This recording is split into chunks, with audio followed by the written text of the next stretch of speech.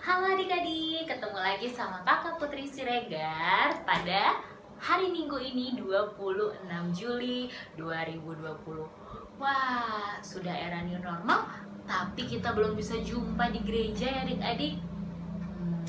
Tetap sabar, tetap setia untuk mendengarkan cerita online.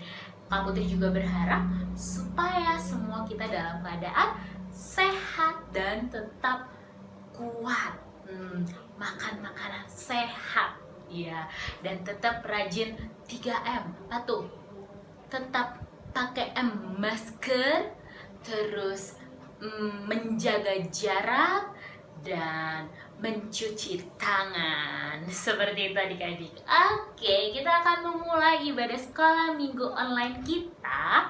Kakak Putri mau mengundang adik-adik untuk bernyanyi lagu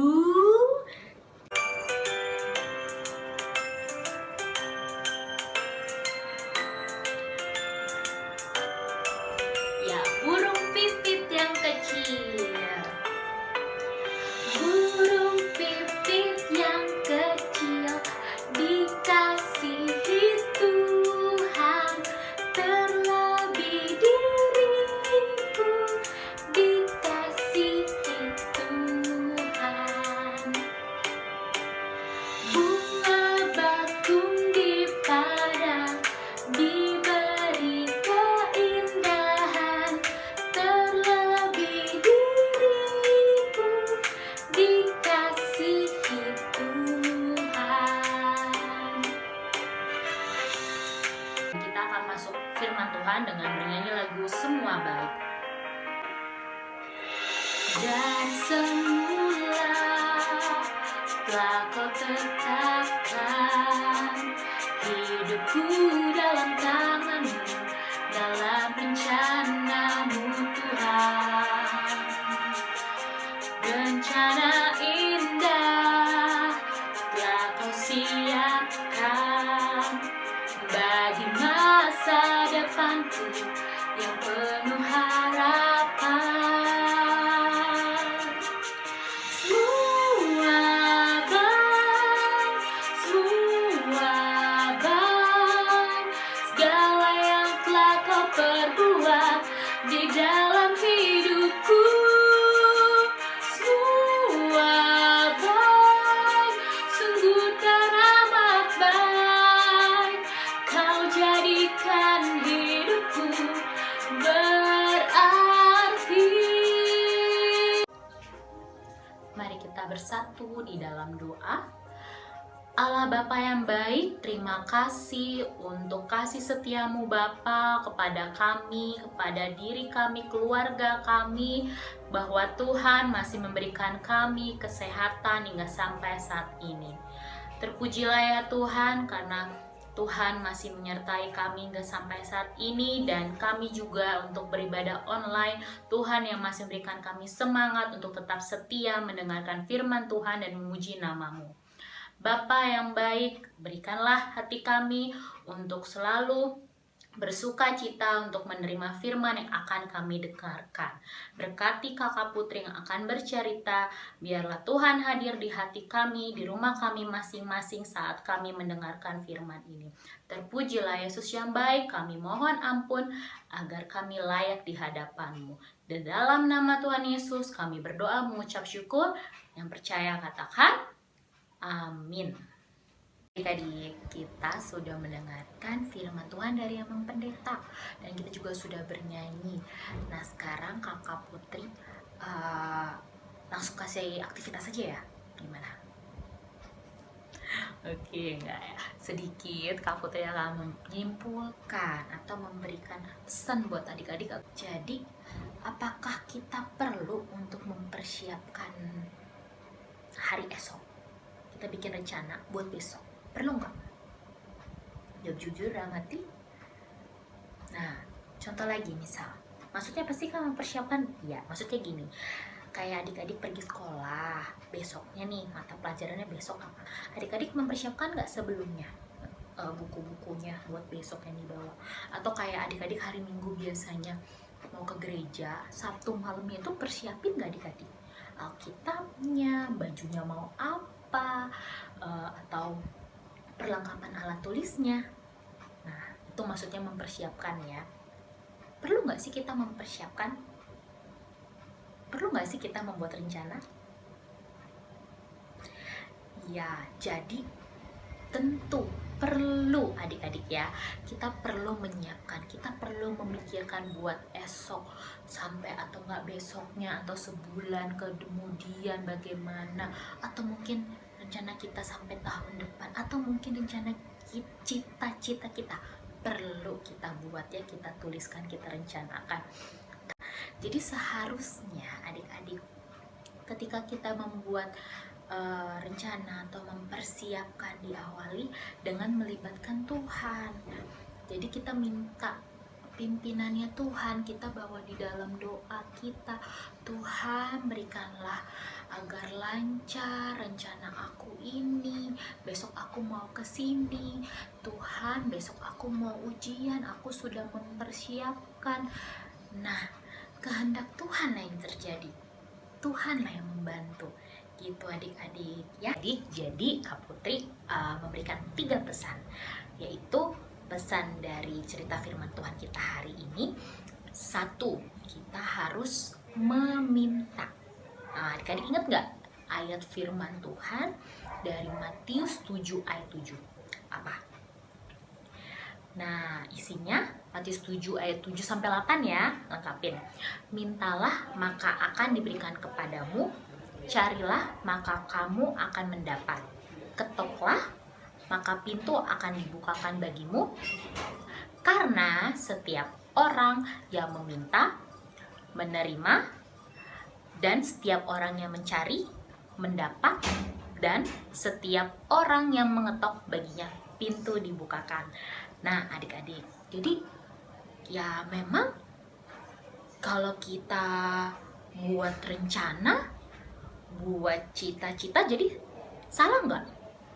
Nah, tidak salah, karena kita harus juga dalam perencanaan itu meminta. Nggak salah jadi adik-adik ketika kita membuat itu, jadi harus diingat ya. Yang kedua, percaya. Habis kita meminta, kita harus percaya sama apa yang kita minta, yang kita harapkan. Betul nggak? Iya, aku percaya Kak. Ketika percaya itu, kita harus imbangi juga dengan apa? Dengan iman. Harus sama-sama nih sejalan. Karena kita percaya, kepercayaan kita ini sama suatu hal, harapan kita, kalau sama iman tidak berjalan bersama-sama, ya nggak bisa adik-adik, tidak bisa terpisahkan ya. Jadi sama aja kayak segala sesuatu yang kita harapkan, yang kita lakukan, kita inginkan tuh jadi kayak angan-angan gitu adik-adik, hanya angan-angan aja. Tapi kita harus tetap, 1 tadi yang ingat pesannya meminta, kedua percaya. Percaya itu kita harus bersama-sama barengi dengan beriman percaya kepada Tuhan. Nah, yang ketiga apa? Ada yang tahu? Meminta, percaya, dan menerima. Tuh pesannya, ingat, menerima. Ya, seperti contoh contoh misalnya ada seorang anak yang dia kerja keras sih, dia juga belajar karena mau ada ujian atau ulangan. Dia berambisi bahwa aku akan mendapatkan nilai yang bagus, jadi dia pengen dapat nilai 100. Tetapi ketika dia keluar hasilnya, ternyata apa adik-adik? Nggak seperti yang dia harapkan. Dia kurang puas, dia mulai 100 ternyata dapat 70 gitu adik-adik. Nah, dia merasa apa? Kok gini sih, aku udah berusaha, aku sudah kerja keras, tapi nilaiku segini. Nah, adik-adik perlu ingat tadi apa? Sebelum kita merencanakan, apa kita sedang menulis rencana kita merencanakan ada ujian, kita belajar, harus libatkan bersama Tuhan. Nah, bukannya salah tadi untuk, jadi salah nggak ambisi, salah nggak belajar, ya nggak salah dong. Tapi ingat, harus menerima, poin menerima ini. Ketika mendapatkan nilai yang tidak memuaskan seperti yang diharapkan, kita harus berlapang dada, ya. Ya Tuhan pasti akan memberikan yang terbaik buat kita. Itu kunci yang harus adik-adik percaya. Seperti ingat nih ada ayat Amsal 16 ayat 9. Amsal 16 ayat 9 yang isinya hati manusia memikir-mikirkan apa? Jalannya, tetapi Tuhanlah yang menentukan arah langkahnya. Tuh, ingat. Jadi apa? Banyak kita semua manusia memikirkan, ya aku akan mendapatkan, aku pokoknya harus mendapatkan ranking, aku harus memberikan yang terbaik, aku harus menjadi anak yang baik buat mama papa. Bagus, bagus adik-adik. Itu bagus kita untuk memuliakan Tuhan, bukan untuk apa ego kita. Tapi memang Tuhanlah yang menentukan arah itu ya adik-adik. Nah, jadi kakak pengen kasih kesaksian kali ya, kesaksian kakak sendiri. Ini cerita dari Kak Putri ini. Dulu waktu kakak waktu SD kecil gitu, kakak pengen menjadi polisi. Terus ketika mulai SMP, SMA,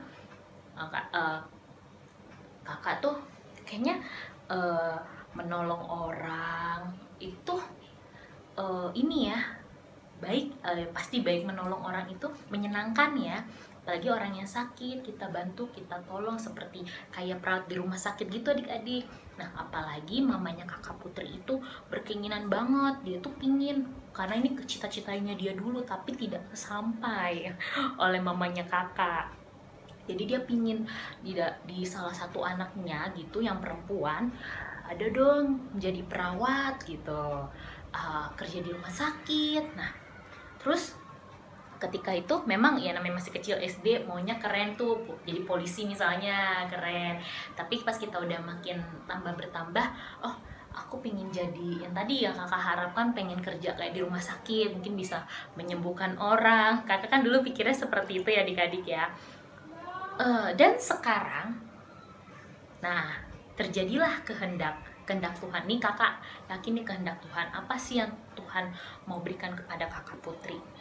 Nah, kakak menuruti jalannya, kakak mengambil bagian pekerjaan yang ada di rumah sakit.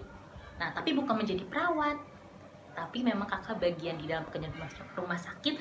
Kakak sebagai terapis yang membantu orang-orang, menangani orang-orang yang berkesulitan. Nah, kakak menjadi terapis membantu itu. Nah, kakak kerja juga di rumah sakit. Nah, itulah kakak merasa harapan kakak ketika kakak meminta itu, ya jika Tuhan menghendakinya terjadi. Nah, kakak untuk kedepannya kakak juga serahkan kepada Tuhan. Apa yang Tuhan mau inginkan buat kakak Putri. Begitu juga Kak Putri berharap agar adik-adik juga tetap semangat berdoa, tetap bersukacita, setia, menunggu masuk sekolah minggu, dengan kita tetap beribadah, setia loh itu di rumah. Beribadah itu bukan hanya kita seperti ini ibadah, tapi ibadah tuh dalam kehidupan kita sehari-hari. Nah, diingetin nih ayat yang terakhir ya. Jadi jika seorang tahu bagaimana ia harus berbuat baik, tetapi ia tidak melakukannya, ia berdosa. Nah, diingetin bahwa kehidupan kita sehari-hari kita harus berbuat baik ya. Ingat tuh, berbuat baik. Ke 3 pesan kakak bisa diulangi. 1, mintalah ya, kalau kita meminta tadi dengan berdoa. 2, kita percaya. Nah, yang ketiga adalah menerima hasilnya ya. Adik-adik tetap semangat dalam keadaan seperti ini, dan kita saling mendoakan juga agar rencana setelah